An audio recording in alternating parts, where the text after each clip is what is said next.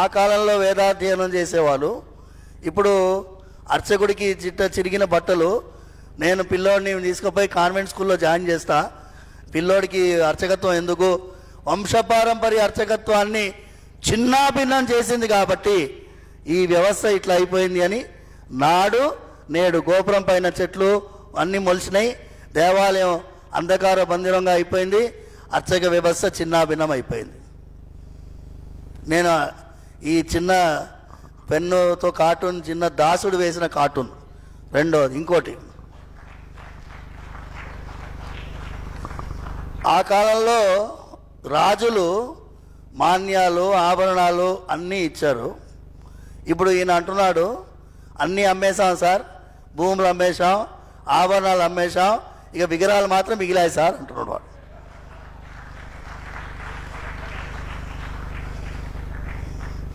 Next, ఆ కాలంలో దేవాలయం ఇలా ఉండేది, ఇప్పుడు దేవాలయం ఇలా ఉంది.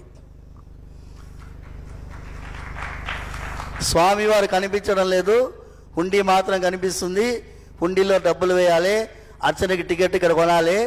ఇది స్వామివారు కనిపిస్తున్నారా మీకు? అది ఆ కాల వైభవం, ఇది ఈ కాల దౌర్భాగ్యం. నెక్స్ట్, ఇది ఆ కాలంలో దేవాలయం, ఇది ఈ కాలంలో దేవాలయం.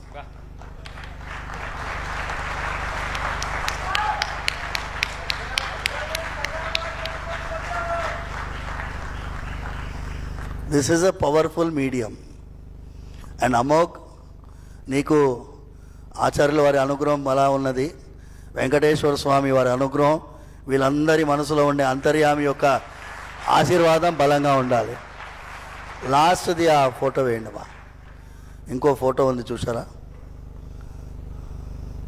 ఇది టెంపుల్స్. అప్పుడు ఏపీ ఎందుకంటే అప్పుడు ఉమ్మడి ఆంధ్రప్రదేశ్గా ఉండింది కాబట్టి ఇది ఏంట ఏపీది తెలంగాణలో చూపిస్తున్నారు అనుకోకండి.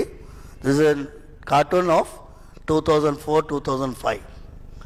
మేము అప్పుడు పోరాడుతున్నాము, చట్ట సవరణ కోసం పోరాడుతున్నప్పుడు ఈ కార్టూన్స్ వేసాం. ఈ కార్టూన్స్ చూస్తే మంత్రులు, ఎమ్మెల్యేలు ప్రతి ఒక్కరికి నాన్నగారు తీసుకొని పోయి ఇచ్చారు. నాన్నగారు ఎంఐఎం పార్టీ వాళ్ళకు కూడా ఇచ్చారు. అసెంబ్లీ మే ఆప్ భీ బాత్ కరో అన్నారు, జరూర్ బాత్ కరేంగే అన్నాడు అక్బరుద్దీన్.